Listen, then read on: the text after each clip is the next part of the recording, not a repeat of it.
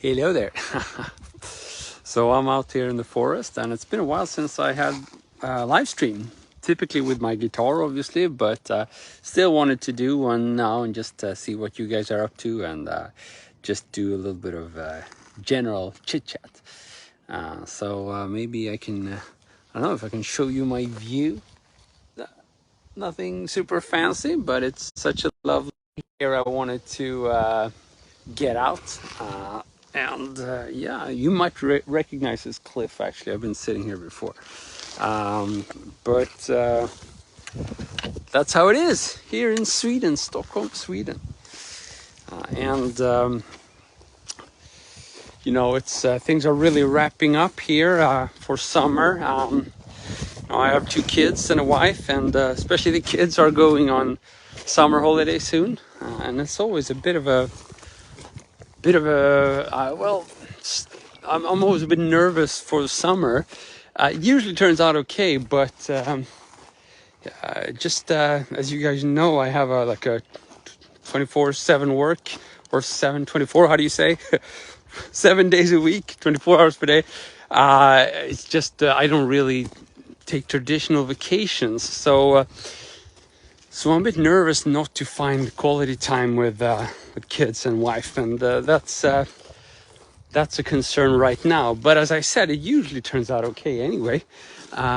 It's more of like a thing before, and then once summer is there, I just solve it somehow. But so that's what's happening right now, and I'm working hard on more content for you guys. In fact, I'm trying to publish a bit more aggressively, you know. I always thought before that if you were to publish a lot, you know, like these live or shorts, which I do a lot, you had to kind of disperse them throughout the day, but that doesn't really suit me schedule wise, because I don't want to interrupt my recordings or something like that just to publish something. So now I'm trying to just publish a whole bunch of stuff like in a couple of hours, and then just let you guys find it throughout the day. We'll see if that works out. But well, that's why I just posted two stuff like in a matter of 1 hour, two shorts, and I have more planned, so hopefully I'll get some more up. I just have so much content, and you know, the bottleneck is kind of publishing it. I don't know why that's the case. I think it's because I'm saving the publishing part for when my creative energy is a bit lower. Cool, we got Luke here. Awesome, man. I live in Stockholm, Sweden. So I'm actually walking in the forest now in the southern Stockholm here. And as you know, we're not really densely populated here. So even though it's fairly close to Stockholm city, I can have a walk here and almost guaranteed not to meet anybody. Sometimes someone's out walking with a dog out here, but usually I get to have the whole place for myself, which is nice. Can pretend that it's my own forest.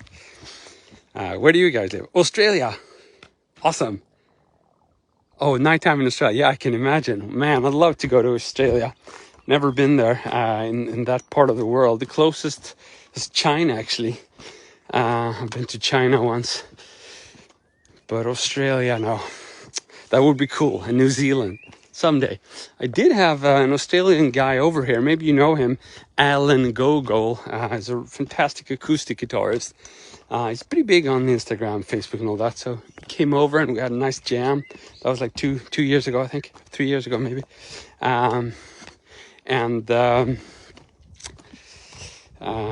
He gave me some Australian vibes, some Aussie vibes, some down under vibes, but I didn't get to follow him back on his way home to Australia, unfortunately. So yeah, I love, Sweden, Scandinavia. I've been traveling quite a bit when I grew up because of my father's work, but I've really settled down here. Stockholm, Sweden is the place I prefer. I wouldn't mind Norway either, to be honest with you. Maybe Finland. It's a bit close to Russia, but Except for that, it's pretty nice as well. But Stockholm, Sweden is just fine. I'm a big fan of, you know, nature, and I don't like the idea of living in a big city or living super close to lots of other people. I don't know why. So I like it here. Yeah, it's pretty cool. Oh, so you do know Alan Gogol? That's pretty cool. I should try to find some of the stuff we recorded. It's been a while now, but did both like a live stream when he was here, but we also recorded some. Actually, me jamming to some of his songs, and it turned out pretty cool, I think. Have you seen him live? He's he's a really crazy dude. He did all the, you know, he has obviously lots of viral videos, but one of them is where he plays like, I don't know, like 10,000 harmonics in 1 minute or something. And it really features some absolutely crazy playing. But he showed me that live, and that wasn't a problem for him to do. Pretty cool. Just came over, oh, can I borrow your guitar? And he did the 10,000 harmonics thing. Pretty cool. Yeah. I don't know how, I think he does some live gigging in Australia. I also think that he does travel a little bit when he get a chance to play abroad. But you know, it's hard, of course, when you're independent. You have to organize everything by yourself. So I guess if you can't catch him, if you have a chance, do it. You never know when might be the next opportunity. Oh, I almost fell there. Some dangerous stuff here. If you're not looking out for you, put your feet.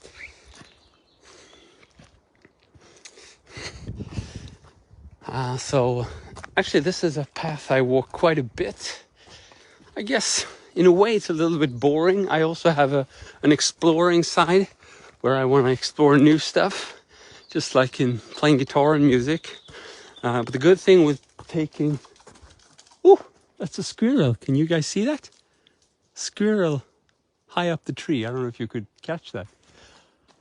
Oh, there it is, watching at me. I'll see if I can swap the camera. Yep, here we go. So there's a squirrel looking at me from that tree. You can actually see him running up there. Oh, he's looking at me all the time, but he's pretty high up now, so I'd be surprised if you can see him. Her? What do I know? Hey, squirrel, you're on Facebook. How does that feel? You like it? Don't poo on me.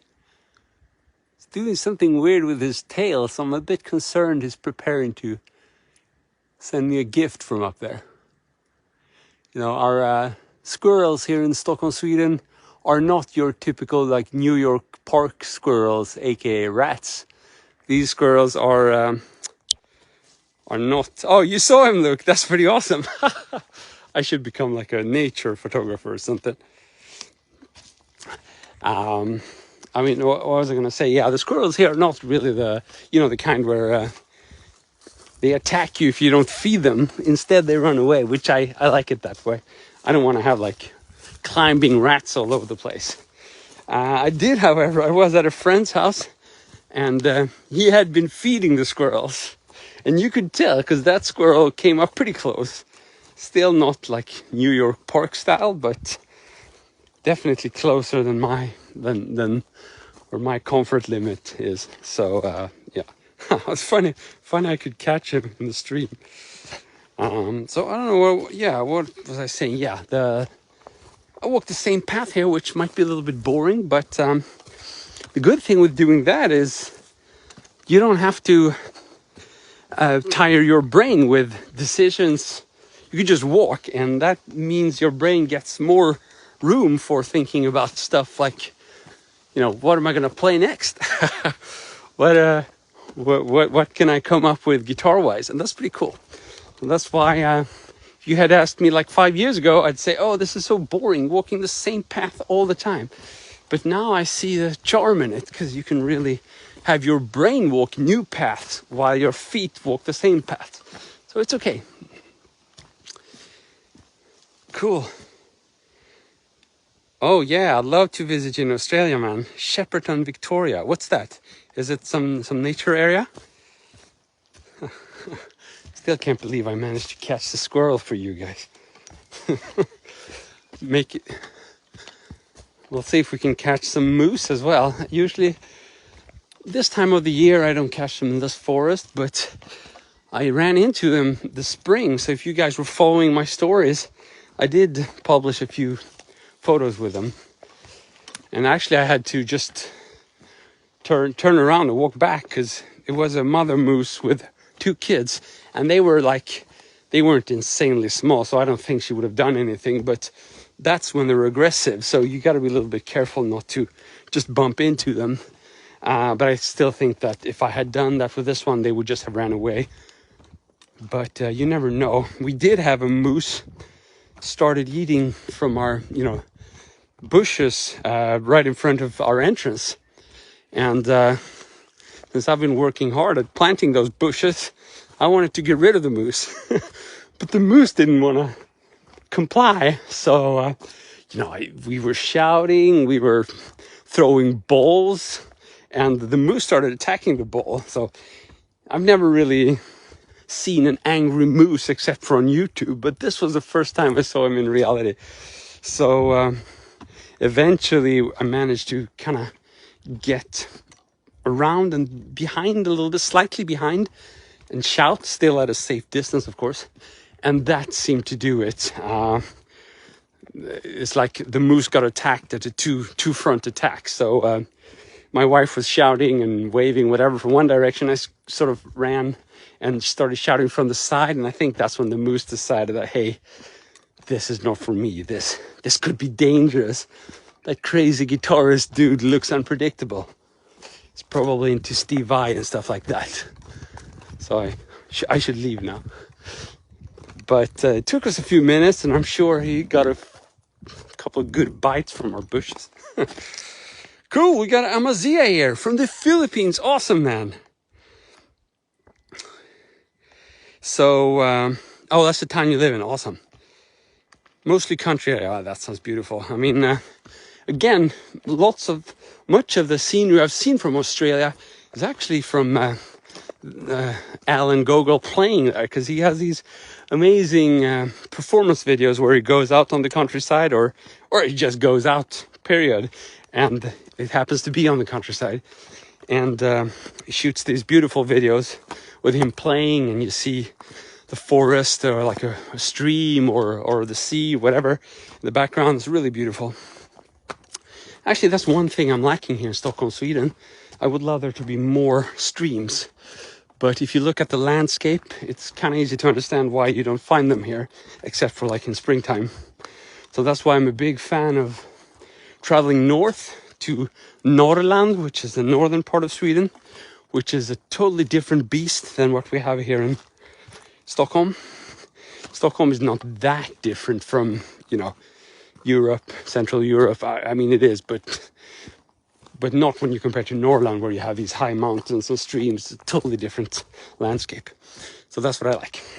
Who knows, maybe I'll move to Norrland when I get old and just look at a stream for the rest of my days. Let's see what you guys are saying.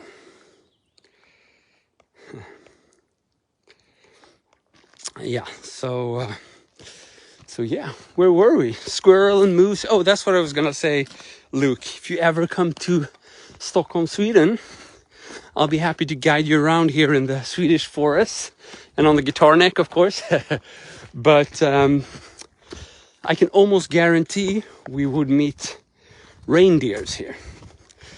They're very easy to spot, and they're everywhere because we don't have any natural predators left here in Stockholm. We've hunted them all down. And whenever we did have a wolf here, like a few years ago, but people couldn't stand it, and they eventually, or the authorities eventually decided to shoot it. And that wolf actually ran in these exact forests I'm walking now. But except for the random occasional wolf, we don't have anything hunting moose or reindeers. So we have lots of them here. And reindeers are very easy to spot. And moose probably as well, though I wouldn't be able to guarantee you a moose. It's a bit more random, but I do see them often here. So that would be fun. You should come to Stockholm, Sweden. If you ever have your your way around here, that would be awesome.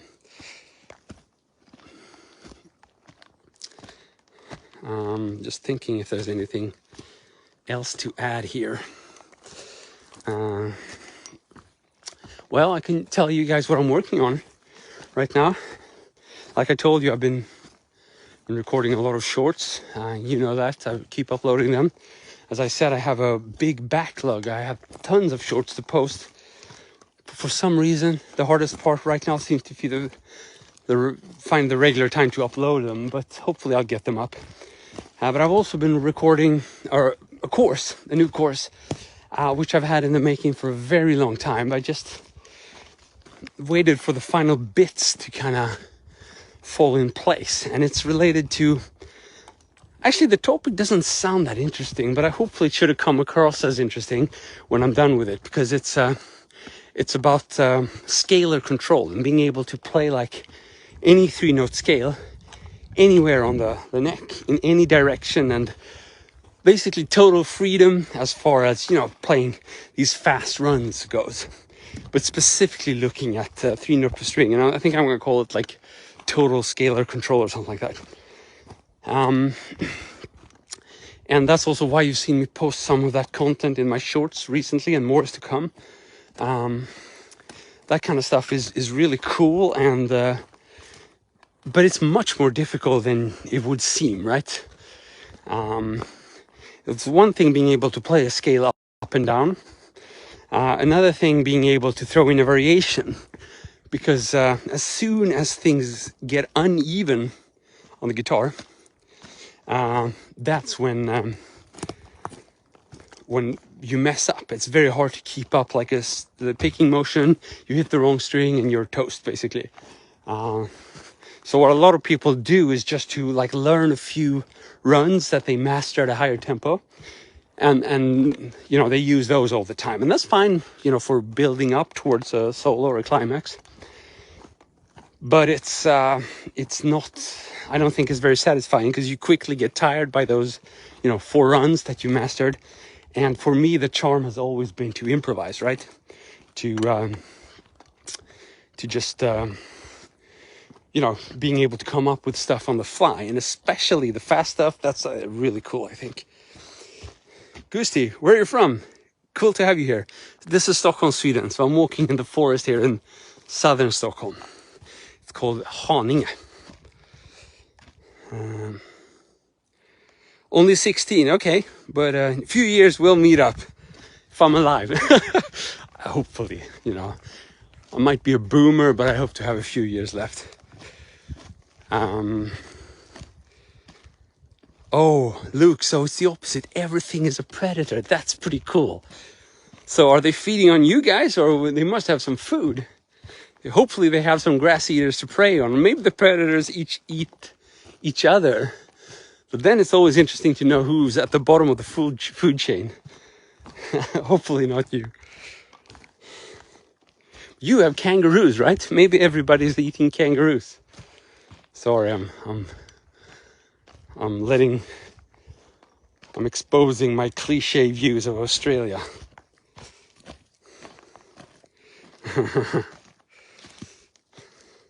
Gusti, where are you from, mate? I think I have to fix my hair. We can't have a bad hair day if I'm in the middle of a live stream. That doesn't work.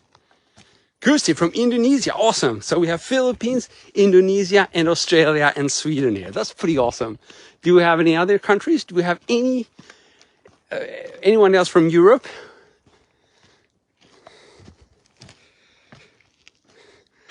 Oh, eat the kangaroos. I was more thinking of, you know, your predators eating kangaroos. I guess you can avoid eating kangaroos. They can jump freely. I don't mind.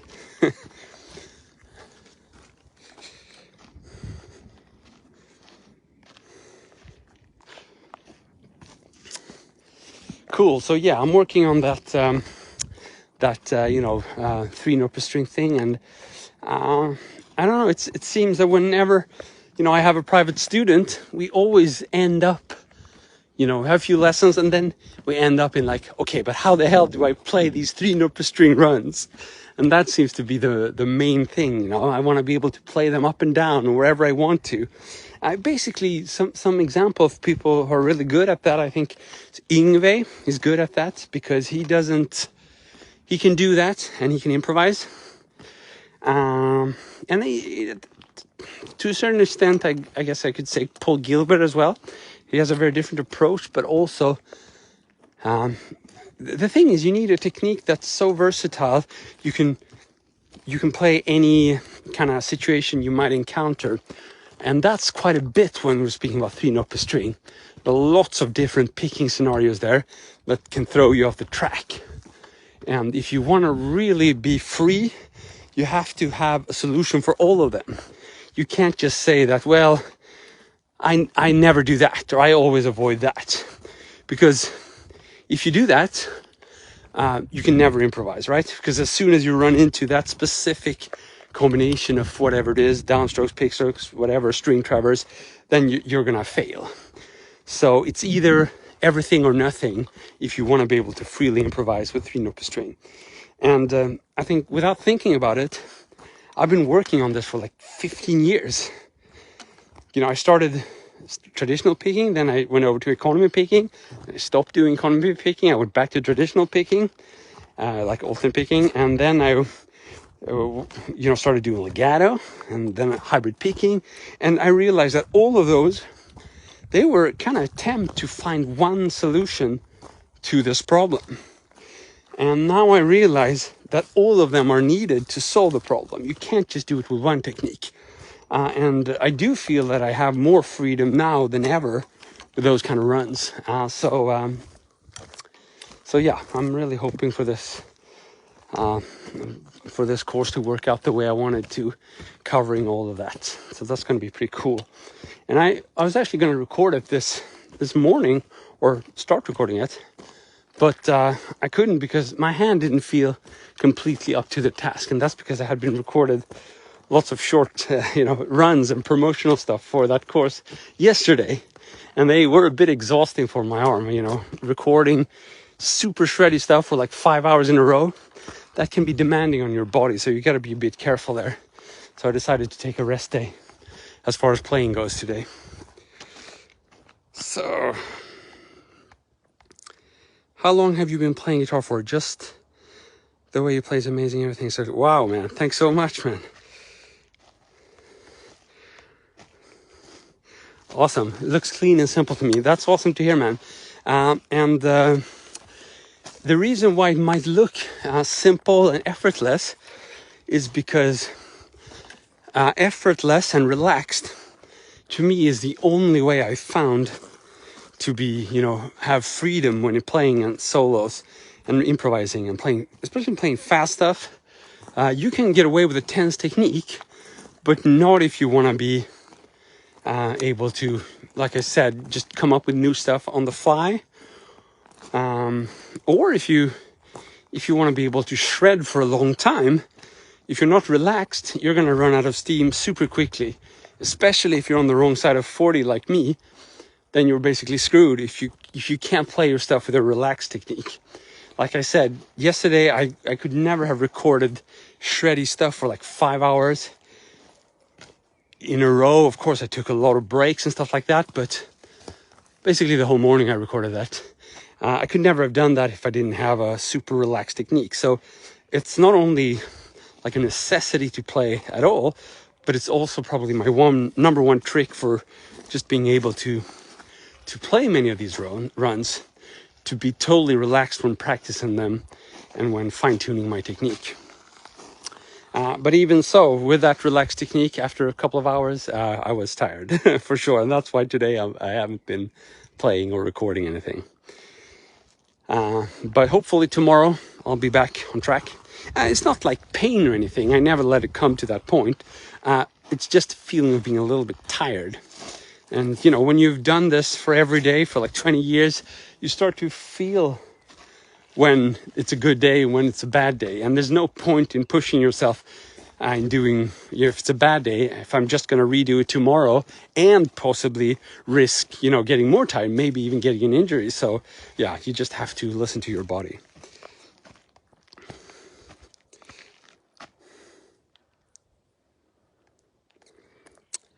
Luke, sure, you can join the podcast. Let's see if we can do that. Usually I can click bring her to the video. But I can't do that for you. Maybe you need to request to be part of the video. Could you send me like a request? I'm checking if I can find the link for your name, but oh, I think it's when you join that Facebook shows me the link. Or maybe if you just go in and out of the chat, maybe oh, here. No, that's just blocking you. I don't want to block you, mate. Maybe send a request if possible, and I'll have you in. Yeah, send me a request. I haven't done this before, so I'm not really sure where to click. Like I said, I don't have the option to add you now, but maybe, yeah, go in and out of the video and or log out, or just exit the stream and come back, and maybe I'll have the option. Yeah, so anyhow, that's a good topic, not injuring yourself is super important. And as I said, it's a sent a request. No, I can't see the request.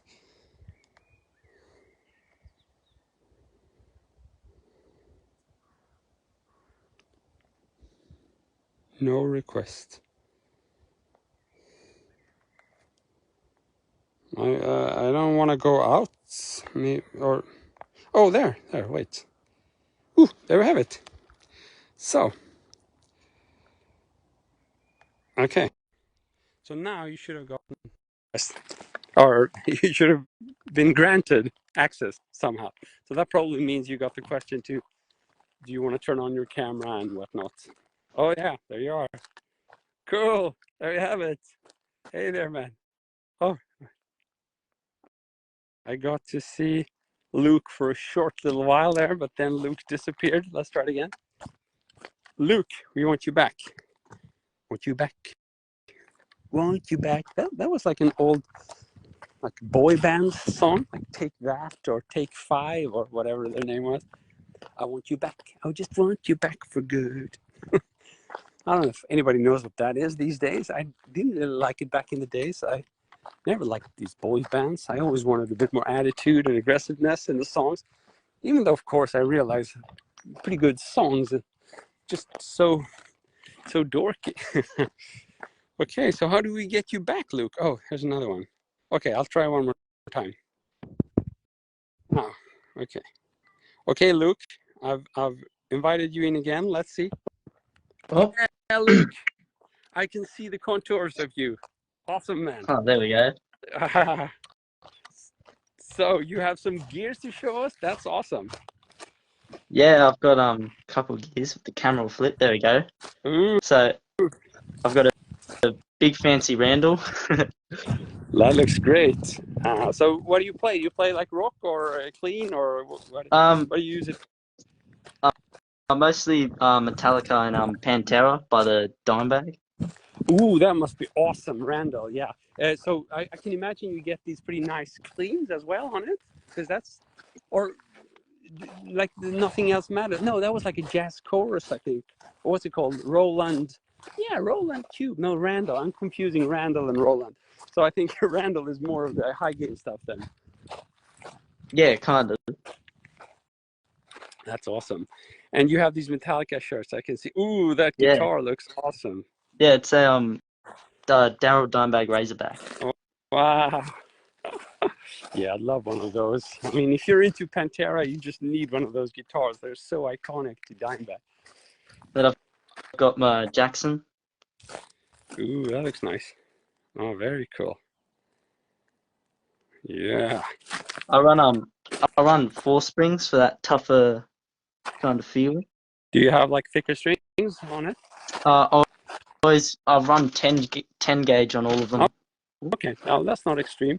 So you're adding four springs just for why do you do that? Is it so you can hit it harder, the tremolo, or is it to avoid like pushing it by mistake, or? Gives it more tension. Feels like I'm more like there with the guitar, and it's not just like a light feeling, like you actually have to Okay. struggle with it a bit. Oh, yeah, yeah. It's interesting because I'm probably the opposite there, at least for the fancy soloing stuff. And I think it goes down to what I said about playing in a relaxed way. It's like I just want to lightly touch the tremolo, so I don't want to have to use that force, because then there's a risk I'll just get tensed up or whatever. But everyone's different there, of course. And if I did a lot of rhythm work, I think I would probably appreciate that setup, because I would constantly be resting my palm on the bridge, and I wouldn't want it to go out of tune just for lightly palm muting. So it makes sense in that perspective. Oh, sweet. But every time I watch your little shorts, I'm always like, oh, how does he play it? How do you do that? I try and slow him down to watch him try and learn him. Yeah, that's the idea. I want you guys to be inspired and triggered and challenged by it. That's how you keep the fire burning. I mean, practicing when you're inspired, that's super easy, but being inspired every day, that's hard. So if you can do that, then the practicing kind of comes natural, I think. But if you lose inspiration, there's no point in practicing either. So to me, these shorts are all about being inspired and wanting to play on a daily basis. Yeah, I recently just bought a EVH wah pedal. Ooh, cool. Wow, that looks beautiful. I love that color combo. So did he have a wah pedal that looked like that? I think he just made it as like a run for the Stripe series. Okay. Yeah, that looked beautiful. Is it And I've got oh, a completely analog wah pedal, or can you does it have settings oh to it? no, it's just so you pretty much just click it down and then it just gives you the wah, and then just Ah, click it off. so those two lights are just showing you the wah is on, and that's Yeah, it. so on and then off. Okay, cool. Mm-hmm. And then I got a multi effects Me 80, something like that. Ooh, let me see that one. Yeah, yeah, I think I've had. Is there a 30 as well?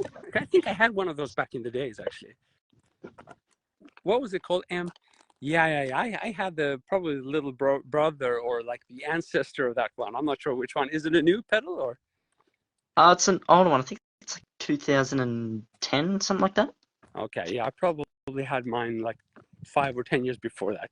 Cool, but it was pretty good, I remember. And that, of course, early stages of multi-effect, but Boss had back then, they started doing these emulations of their classic analog pedals, and they were pretty cool. I'm assuming you have all the classics in that one, like the, Metal Zone and what are they called? I keep forgetting the orange one and the yellow one. Oh, the Boss distortions. Yeah, exactly. DS1 and DS2 is Yeah. I think that's called. Yeah. But then you have amps as well. I'm guessing you have amps and effects and everything in it.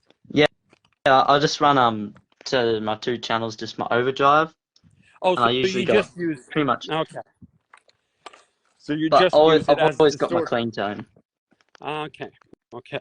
So you always got the clean tone on the Randall, and then you use distortion coming from that pedal. Yeah. Okay. So have you tried connecting that pedal like to a computer, or to just like a stereo, like a stereo monitor, and not like a guitar amp? Have you tried that setup? I've never actually tried that ever, because I'm not very good with the techie side of things. Hmm? No, but that can be cool. If you want to record something, that might be worth testing, because it might simplify the setup quite a bit if you do that. You can basically just plug it in and record, probably. But whereas if you use the amp, unless you have like a dedicated line out with speaker simulation on the amp, then you're going to have to go through the hassle of maybe miking the amp, or using just like a speaker simulation later on. So that, I guess that's the plus side of just using the pedal when recording. But if you don't want to record, I guess it doesn't matter for now. Yeah, I do a lot of kind of recording at my school. Mm-hmm. So school's got like kind of a recording studio, and like we just do improvisation and all that. Cool. Oh, that's awesome. really good to hear your school has those resources. It can be, awesome opportunity to learn that stuff, for free, basically. Some people go to expensive schools afterwards just to learn that stuff. So that's awesome to hear. Oh yeah. So Yeah. you got your whole room stuffed with cool gear then. Yeah. That's pretty awesome. Do you have anything more? I'm very curious to see what you have. I've got kind of like a clean channel thing, so get the camera to flip again. It's this one, so it kind of swaps in between. It's really funky. It's a really weird pedal. Mm-hmm. So say you're on the clean channel, all I have Yeah. to do is push it down, and it would change to the distortion channel. Is Flick that it for back the? up. So is it for the Boss multi-effect pedal? It just plugs into the back of your amps. Oh, so it's the amp, but it doesn't morph. It doesn't mix the channel. It just changes the channels then. Yeah. Okay, so it's basically a channel switch, but it's like it has this almost like a wah-wah. Is that it? Yeah, pretty much. Okay, interesting. That's pretty cool. The reason I asked is because I know that, for example, Kemper, the Kemper amp has this morphing functionality. So you can use, if I understood it correctly, you can use like a wah-wah or expression pedal, and then you can morph between two sounds. And you can either, push it hard like you would use with a wah-wah and go between sounds, but in a morphing, like if you imagine like a fader, turning a fader, that kind of effect. Or you can simply leave it at one position to get a specific mix of morphing between two channels. That's pretty crazy. So that's why I was asking for you. But I think what you have there is just like a foot switch, like a channel switch. Yeah. Yeah, cool. Awesome, man. So this is your woodshed where you do all the practicing, then? It's actually my bedroom. Yeah, exactly. Pretty much, yeah. Awesome. Cool, man. So yeah, you want to play for us? That would be awesome if you want to show us the sound. All right. Just wonder if you can hear that. Oh yeah, I can hear you. I'm not really sure what to play. I can play all sorts of things, but Play your favorite riff. Yeah,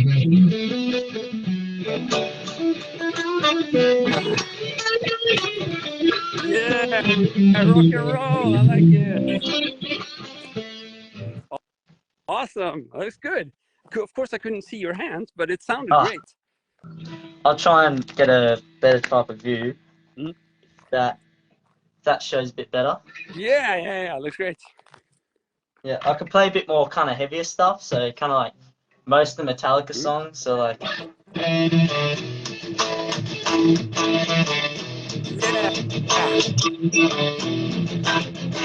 Oh, I like it. All the justice, pain and green.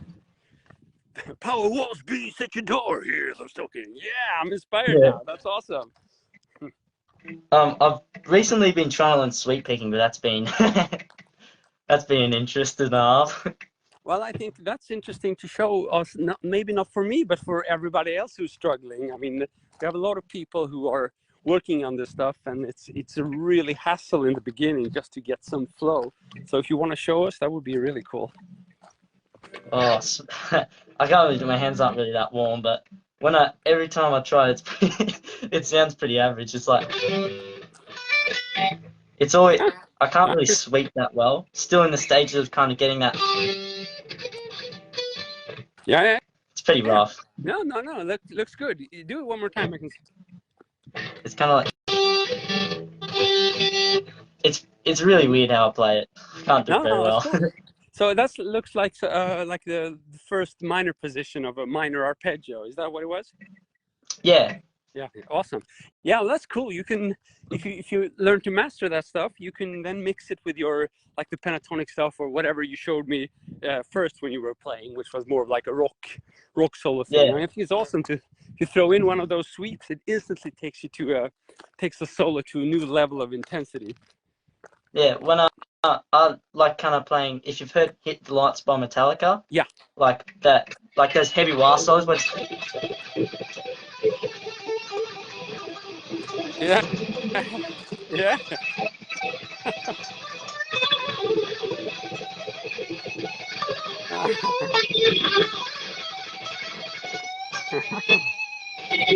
Yeah, I recognize that. So that hit the lights, but it's probably Kirk Hammett, right, on that one. It isn't Dave Mustaine. I don't think it, Um, or does. I'm just so thinking uh, if you were all playing of Kirk Hammett or Dave Mustaine there. Well, yeah, I don't know. all of Kill 'Em All, that whole album was Dave Mustaine, and then bit of Ride the Lightning was Dave Mustaine. Then they got Kirk Hammett. So was he on the recordings as well? Or did he Yeah, all just. the recordings are still Dave Mustaine. Oh, so that was Dave Mustaine. Yeah, because that felt like Dave Mustaine for sure. Oh, cool. Awesome. I wasn't sure if he just was part of, writing the tunes or if, Mm. because if you look at the album cover, he's not on there. But I know that he's, they give credit to him, of course. But it's still Kirk Hammett's on the image there. So, yeah. At least the album I had back in the days. Maybe they had censored Dave Mustaine out. He had said too many silly things to be on the record art. Cool. Yeah, that looks great. So show us something else. Do you have something you're working on and it's really difficult? It doesn't work out at all. So something like you've been struggling with for months and it just totally doesn't work. If you've heard Cowboys of Hell by Yeah. Pantera, Yeah, for sure. yeah, I'll grab my dime bag so it sounds more like it.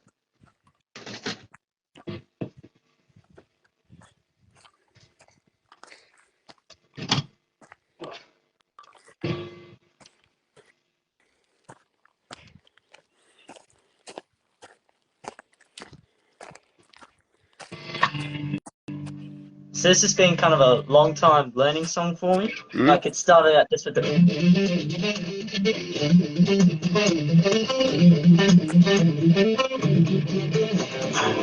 Well, you're not struggling with that. That sounds awesome. But That sounded the awesome. whole. Thank you. So that didn't feel like a struggle to me at all. It was a struggle for a long time, and then I finally got it only about 2 weeks ago, and it was just that good feeling about it.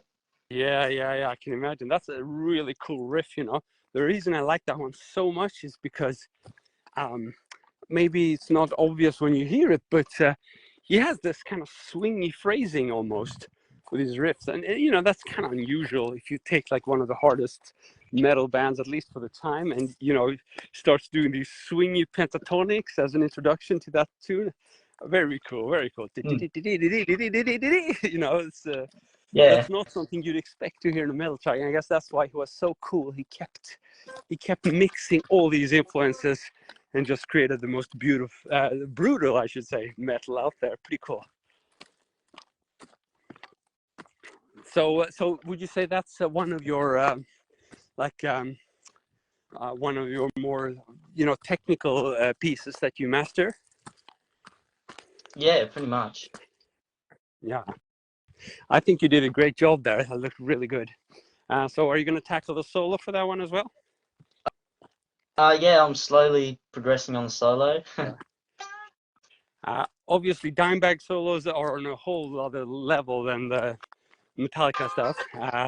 But I mean, it's a really good start to have that, a decent, I would say double locking tremolo thing, because I guess a lot of the stuff you can't really do without that. Yeah. Yeah. The first Pantera song I learned, well, which most people would.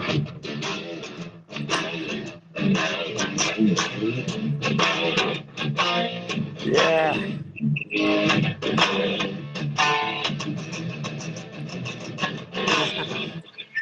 Can't you see I'm easily bothered by resistance? Yeah, I like it.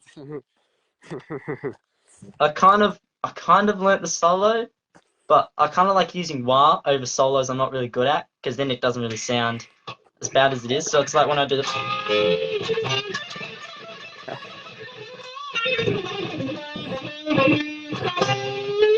Oh yeah.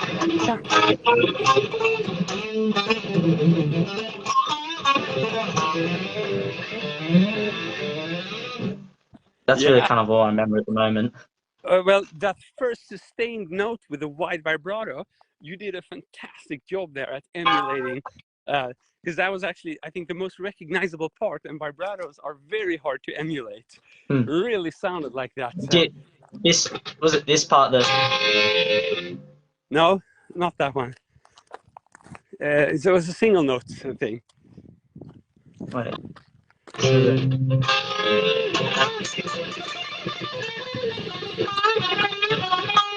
Yeah, I think it was that one probably. Yeah. Oh, Oh, so that. that one.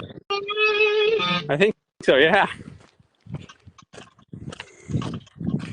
Pretty cool. So are your main influences like you said Pantera and Metallica? Do you play any other like styles or? Um, I don't mind playing a bit of Guns N' Roses and Bon Jovi and all that. That's pretty cool. I must say I'm really impressed. I mean, we're in different generations, but you're playing the bands I grew up with. So how come you found those and not whatever is hip today? My dad. Ah, that's good. So you grew up listening to those songs then? Yeah, I grew up with pretty much all of it. Yeah, and you didn't bother looking for new songs. Nah, That's good. I they, like they that. weren't good enough.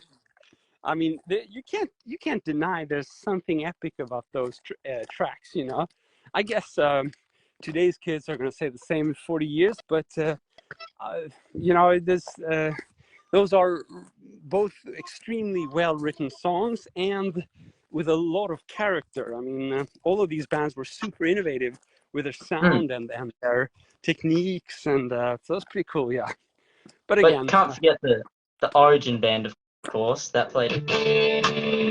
yeah. Finished with my woman because she definitely can't get that. Cool, man. So yeah, I think you're doing a great job there. I can't do much else than encourage you to just keep on going and keep finding the stuff that inspires you, so you're inspired to keep on practicing. I mean, that's more important than I think any other advice I can give you. I mean, there are lots of good stuff to be said about scales and fingering and technique, but none of that matters again if you're not inspired to kind of pick the Yeah, guitar up. So well, I've only yeah, and been that's playing for 2 years now. 2 years. That's pretty cool. You've done a good job then. Fantastic job. Actually, Yeah, but this is really good results. I think you can be proud for 2 years of playing. yeah, I started realizing I was getting good when I started playing. Because first solo I learned was Crazy Train. Mm? Yeah. That was Osborne, yeah. Or Randy Rhodes. I can't hear you though. I don't know. For me, sound disappeared there. Have we just decided to stop participating in sport, have we? What do you mean? What's time, Lucas? Oh, sorry. Yeah, hold on. Stop paying your own school fees if you don't want to participate. So we got an Australian mom in the way for our coming in the way for our metal show. I'm sure Luke will be back. So I think we got to see a little bit of your Australian mom. That was pretty cool. We got to hear her. Yeah. I haven't seen an Australian mom in quite some time, so that's cool. So Oh, yeah, well, you thanks. said you Thanks for nailed having me. that Randy Rhodes solo. Yeah.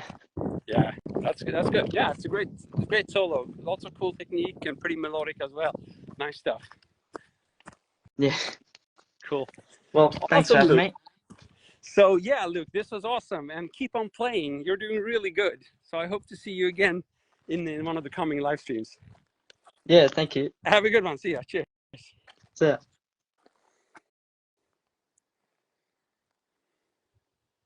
Okay, cool. That's pretty awesome. First time we had a guest here in the stream. We should do this more often. If you want to join the stream, just give me a shout. I think I'm going to end the stream now. We got more action than we could ever have anticipated. Oh, I just have to show you one thing. Wait. Can you hear this? Those are actually small woodpecker babies. If I stand here for long enough, I'm gonna get Mama Woodpecker hit me in the back.